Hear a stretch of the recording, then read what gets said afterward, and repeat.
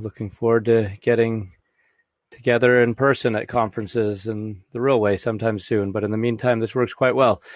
All right, great. Well, let me tell you all about the work that we've been doing here at Roivant and formerly at Silicon Therapeutics. The title of the talk is From Chip to Clinic, Integrating Advanced Physics and AI Approaches to Drug Challenging Targets.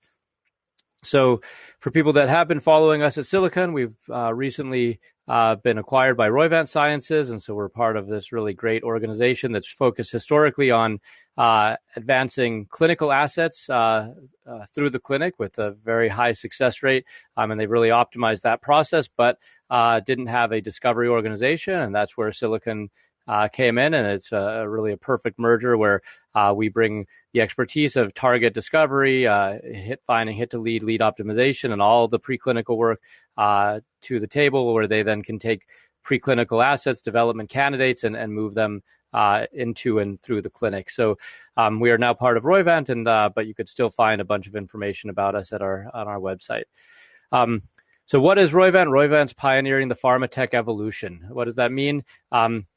We're working overall on the healthcare system, specifically on drug discovery and development, and treating every inefficiency as an opportunity. And the idea is to develop medicines faster by building technologies and bringing to the best people to the table in creative ways. How we do this on the drug discovery side of the equation is by deploying advanced computational and experimental technologies to overcome critical bottlenecks in the drug discovery process.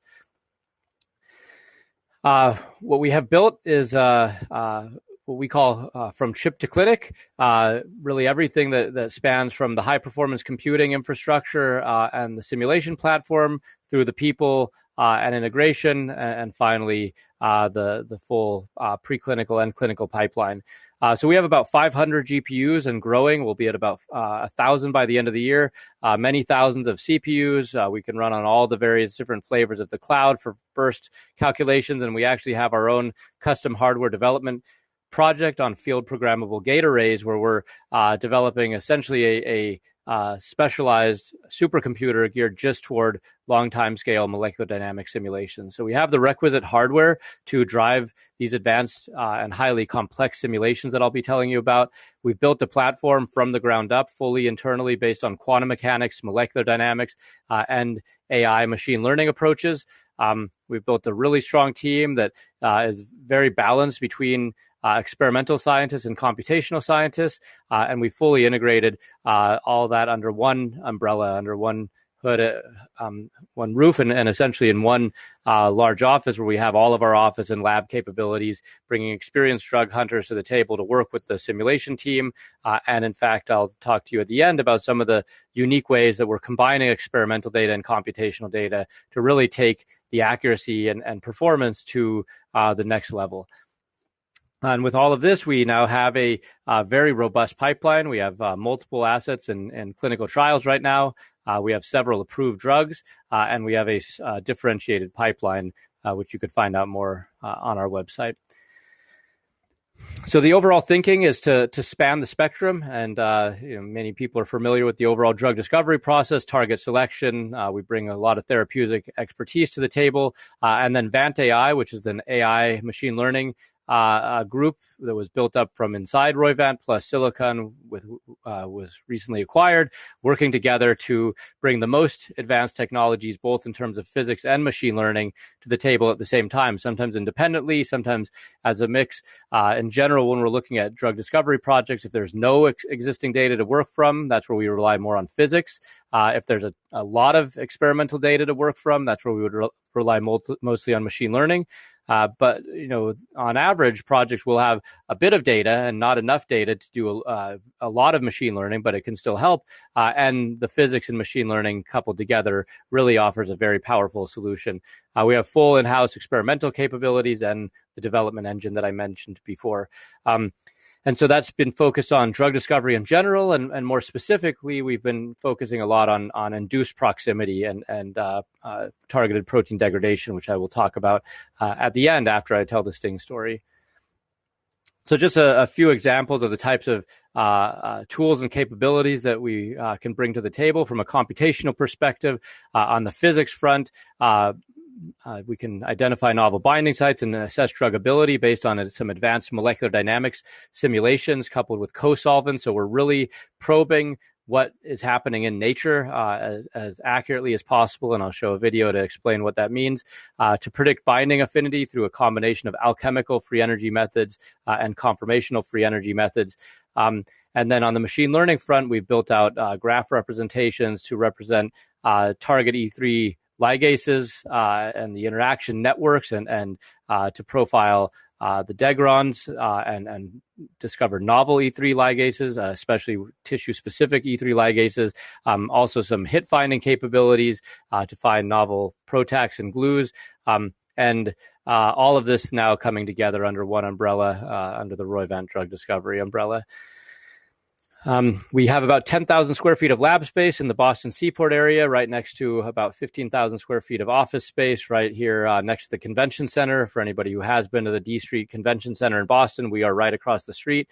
We've just fully built out our lab with a bunch of new technologies and are fully capable of running 6 projects in-house right now. So let me just give a quick video to give a sense of some of the things that I'm talking about as far as the simulations that we're running. These physics-based simulations are based on all atom. We treat all the waters, ions, cofactors, trying to treat the system as accurately as possible, just removing the waters so we could see the system a bit better. What we really care about is how a small molecule binds to a protein. But not just how it binds, but what happens. For example, this loop on the left side, how does this loop move upon binding? And then how can we modify this small molecule to induce different conformational states? And then based on those conformational states, we do iterations with our experiments, primarily with biological signaling experiments, to assess what conformational states of the protein correspond to the particular signal that we're looking for. And based on that, we could drive our designs using these targeted conformational hypotheses.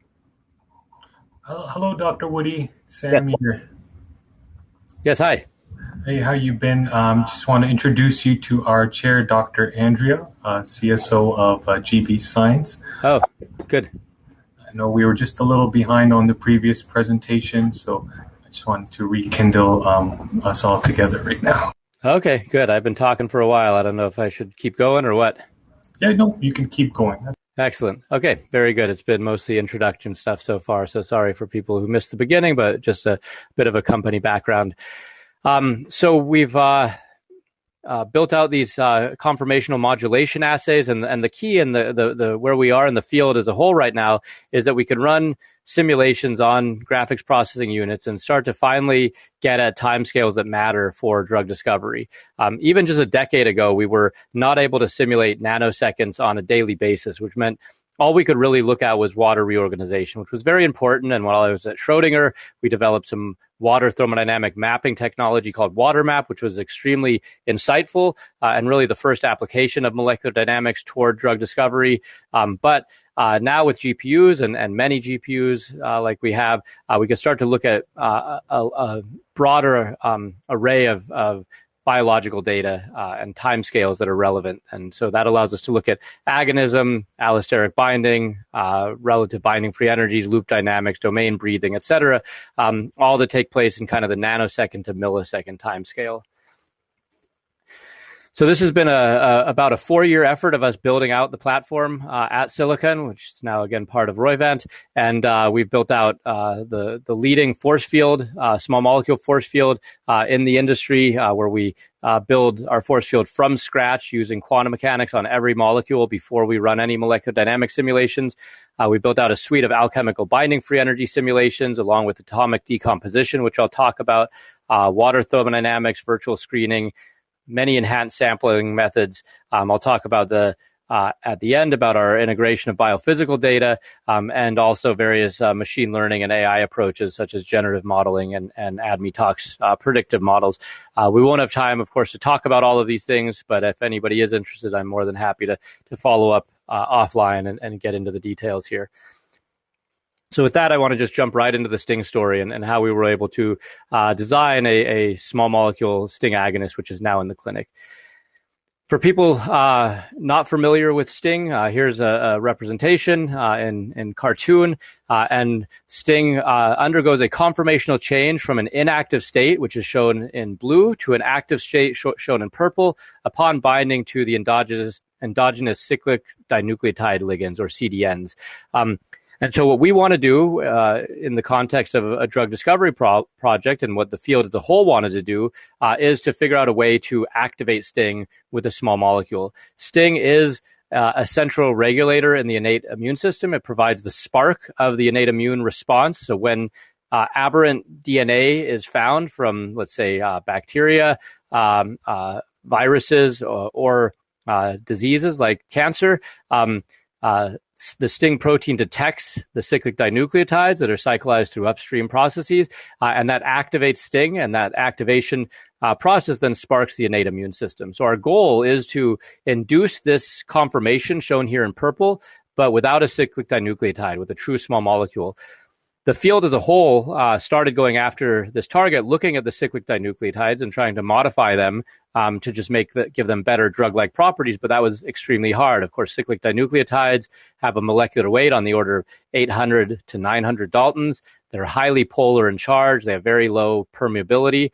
And the question is, how can we fill this large binding site that naturally binds a cyclic dinucleotide? It's large, it's polar, so we need a small molecule that can fill the site, that has the requisite polarity and can induce this particular conformation. So for us, as a physics-driven drug discovery company, this was really right up our alley, a highly validated biological target that had very significant design challenges. So let me show a movie that'll tell the story of how we designed our molecules, and then I'll talk about some of the individual pieces. So again, we're doing all atom molecular dynamics simulations, and this is a compilation of many such simulations. As we strip back the waters, we'll see here, that we have this protein, the Sting protein under the hood. What we'll see first is this large-scale conformational change when it goes from this inactive to active state around the cyclic dinucleotide. So our goal was to induce that conformation, but without that large molecule that you see in the middle there.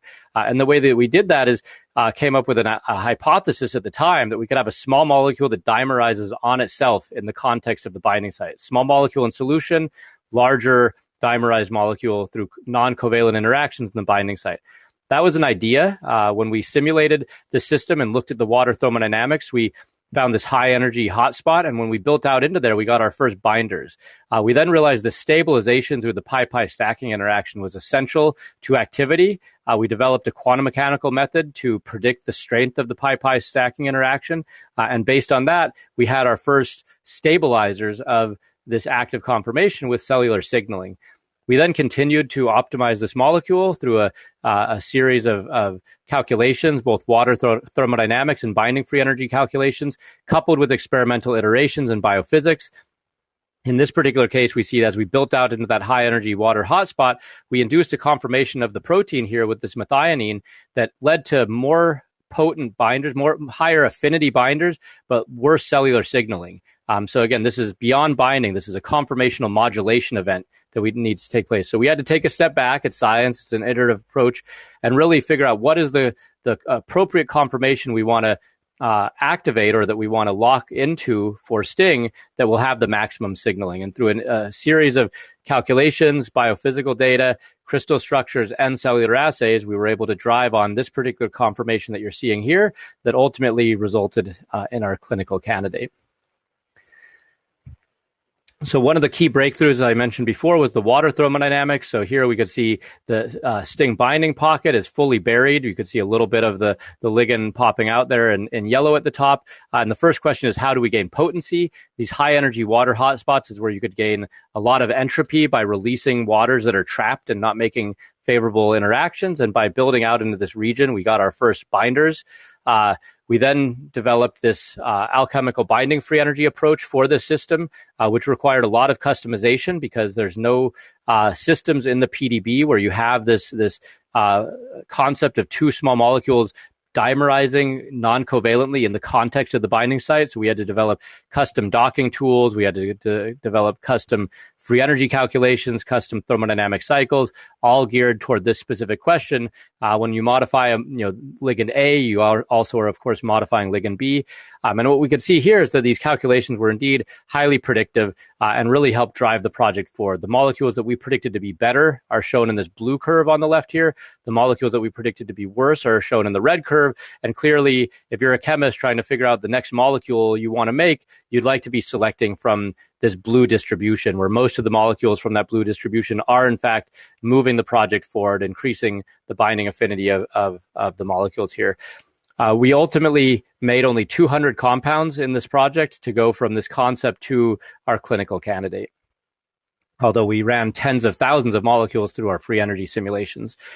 Now, one of the key advantages and actually highly novel methods that we've developed is this ability to decompose the energetics of the system into atomic constituents. So these are full relative binding free energy calculations where we're dealing with all the waters, protein flexibility, entropy, and all that stuff. But rather than just producing one number saying this molecule is better, A is better than B by a kcal per mole, what we have here is why is A better than B? And this, we can see there's favorable regions where there might be favorable interactions taking place. There's unfavorable parts of the protein. For example, potentially here, these polar groups are being desolvated without the requisite interactions. And this guides the design team toward the next round of ideas where they would maybe either truncate back this phenyl group to not desolvate the receptor as much on the left side here, or to build out specific interactions here as well. And then in addition to the atomic decomposition, we break down the energetics into the ligand strain energy, the interaction energy, and desolvation energy. All of these in the context of rigorous free energy calculations that capture the entropy and all of the components of binding, not just the interaction energies, which is more typical when people are looking at just a single snapshot of the system. Another key aspect of the system, again, as I mentioned, going beyond binding. So experimentally, if we look at the correlation between a competition binding assay, an IC50, and the cellular signaling that we're looking for, this IRF signal, we see very poor correlation. And that's because binding and inhibition does not result in the conformation necessary for activation. Whereas what we see at the bottom here is what ended up being our frontline assay, a DSF assay where we're measuring the thermal shift upon ligand binding, ended up correlating a lot better with the cellular signal. And that's because we're, in fact, locking down the protein. But it's not a one-to-one correlation. We could see there are structures like this one on the top left. There are ligands that induce a particular conformation with a high degree of stabilization that doesn't signal in the cell. And that, in fact, is that methionine loop flip that I showed earlier. That's an example of a conformation that was highly stabilizing, but not activating. And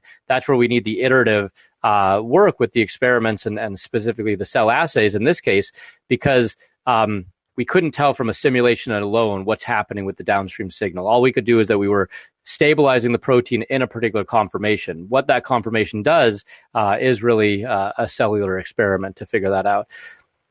So we were able to drive on this thermal stabilization through a combination of binding free energy assays and these quantum mechanical predictions that I'll show in a second. And we were very importantly driving on stabilization, not just in the human wild type form of protein of STING, but the highly prevalent HAQ allele, as well as the relevant animal models for our efficacy and tox models. So we can see here that SNX281, our clinical candidate shown in cyan, has roughly the same level of stabilization as the endogenous 2', 3' C-GAMP.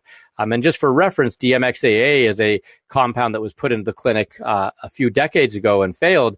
It had great efficacy in mouse models, and as you can see, it does stabilize the mouse form of the protein, but has almost no stabilization of the human form of the protein, which is very likely why there was no clinical benefit.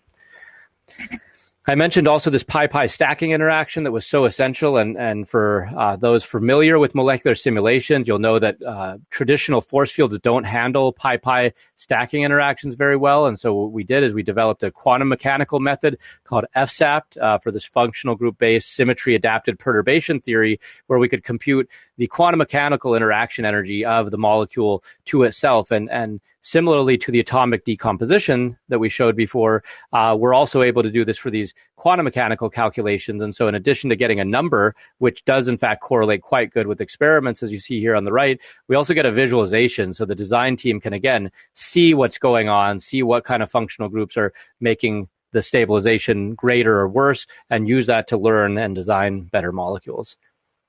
And the final advances that we developed in the course of this project were ways to include experimental data in the molecular simulations. And so we used a combination of NMR data, both protein and ligand-based NMR, as well as small angle X-ray scattering or SAX data to predict the conformational change associated with molecules binding and use that to augment our simulations. And this is some really nice work that was done by our CTO, Huafeng Zhu, who is continuing to pioneer the work that we're doing to advance these hybrid molecular dynamics biophysics simulations. And I should mention that over the course of this, the biophysics was important and the data like NMR and SAX, but also high-resolution crystal structures. We solved 25 high-resolution crystal structures over the course of this project with the ultimate resolution as good as 1.4 angstroms. All of these simulations go into our design meetings where we come up with a lot of ideas. We then predict. So rather than just design, make, test, we insert the prediction in the middle. So we design, but we don't make everything. We run a bunch of predictions, and we have the capacity to run hundreds of binding free energy calculations on a daily basis. We couple those with advanced AI and ML models to predict properties, and then use that to drive our iterative design cycle. And all of that came together in our STING project to produce our clinical candidate, shown here in these blue curves, that has a stronger activation than the endogenous CGAMP that you see here in the wild type and HAQ and REF alleles. So very strong activation, and the ultimate test of the preclinical work can be shown here in these mouse models, where we can see that on the left side here, a single dose of SNX-281 results in complete tumor regression. This is a cohort of 8 mice, and so we see that the behavior is essentially identical in the cyan curve. In all cases, they get cured, as opposed to the control shown in darker, where obviously the tumor continues to grow. And even more interesting is on the right panel here, what you see is that when we take those 8 mice that were perfectly cured, we wait 3 months, and then we re-challenge them. We reinsert the tumors. You see that blue curve again, the cyan curve, where those tumors do not grow back. There is an innate immune or an immune memory that's associated with the initial innate immune response. So that's the brief story of our STING clinical candidate. And now I'll just spend the last few minutes talking about some of our work going beyond binding for conformational modulation and specifically selective cooperativity in induced proximity systems and targeted protein degradation. So we've developed a suite of highly accurate, computationally intensive advanced simulation tools that involve the most accurate small molecule force field that I mentioned.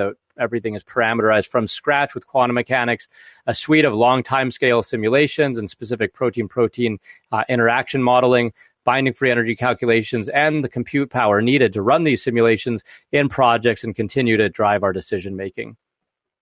For people not familiar with targeted protein degradation, the idea is that you can bring a molecule called a PROTAC or a bifunctional ligand, where there's a binder to an E3 ligase, a binding portion to a protein of interest, and a linker. And by binding those two proteins and bringing them together, you get the whole ubiquitination system to kick in, and you ubiquitinate your protein of interest, which ultimately triggers it for degradation by being sent to the proteasome. The way that we look at problems like this is we try to break down the process, try to break down what's happening into the physical process. So for a PROTAC, for example, it has to be soluble to get into water. It has to be permeable to get into the cell. And then we need to be able to assess the binding kinetics, the affinity, the structure, and dynamics. And so this is all what was called the ternary structure modeling, which ultimately results in ubiquitination and degradation. So I'm just going to focus on this middle section here, where there's really no computational methods that exist to predict the ternary complex of a protein degrader. And what we see here under this in the structure section is just the ultimate goal here is to be able to predict how a PROTAC, shown here in yellow, can bring an E3 ligase and a protein together. So what we did is we developed a novel method that combines molecular dynamics simulations and specifically enhanced simulations called weighted ensembles, where we could run across hundreds of GPUs simultaneously, and then coupling that to biophysical data that we could measure. So the idea here is that what you may know the binary structure of the warhead to the target of interest or the ligand to the E3 ligase, but what one doesn't know is when you connect those by a linker, what is the structure of the ternary complex, because that's what we need then to make design decisions as far as how we're going to modify the linker or the warhead or the ligand to make that ternary structure more productive for protein degradation. So what I'm going to do is show a movie here, and I hope that it plays for you all. That'll take us through what was done here. This is an aggregate of 2.8 microseconds of simulations that we ran across 32 GPUs, where we coupled the MD simulations with this biophysical data, specifically hydrogen deuterium exchange data. So again, what we're looking at are all atom molecular dynamics simulations. We're going to just strip back all the waters for visual purposes so you can see the proteins. And what we'll see here is for the first time ever, to our knowledge, a simulation is able to accurately predict the structure of a ternary complex. We start with the ligand and the PROTAC bound to the E3 ligase. And what we can see is that we initially can get the structure to be quite close with this initial collective variable. We could even get the ligand to bind in a good place, but the interface is still 3.5 angst from RMSD. And you see there's this big gap between the two proteins. Once we insert the hydrogen deuterium exchange data, augmented with the molecular dynamics simulations, you can see the structure pulls down very nicely and accurately. We're making all of the native interactions at this point. And what we have here is a 1.3 angstrom crystal structure resolution model from this hybrid biophysics molecular dynamics simulation. This then provides the basis for us to drive our design and optimization process of our PROTACs.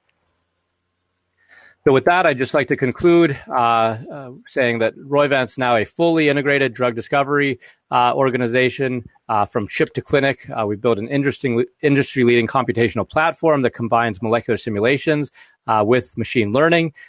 We develop custom apps as needed for drugging the most challenging targets. And we have the team, which I didn't mention before, but a large software development team as well as a methods development team that can get involved in specific drug discovery projects as needed. And as we all know, the most interesting and most high value targets tend to be challenging and unique. So we almost always have to develop custom methods for these targets. The integration of experimental data really enables a breakthrough in the accuracy of these simulations, as we just saw in that last case. Our Sting agonist program demonstrates the value of bringing advanced simulations and customization to tough projects. And our pipeline is now expanding into the induced proximity and selective cooperativity space, which I think is going to be really important to bring these advanced simulation technologies to the plate. So with that, I'd like to thank you all. There's some more information that you could find on the Roivant website, the Silicon website, and the Vant AI website. We have a great company. We're hiring a lot. And so please check out our websites or feel free to contact me if you have any questions. And with that, I'm happy to open up the floor for questions. Thank you so much, Dr. Woody, for your amazing presentation. And again, it's great having you. As you mentioned now, Roivant's completely a drug discovery group, which is exciting to hear. So if there's anybody here with a question for Dr. Woody, I'll leave a moment to type it in the Q&A box to the right. So again, any questions for Dr. Woody Sherman, you can type it in here.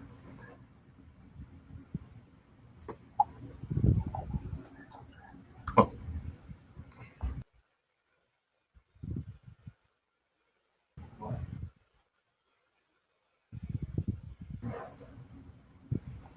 Any questions for Dr. Woody?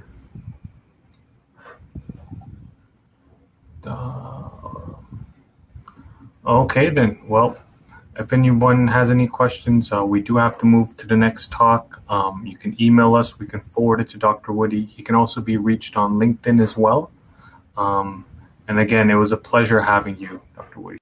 Great. Thank you very much. Take care, everybody.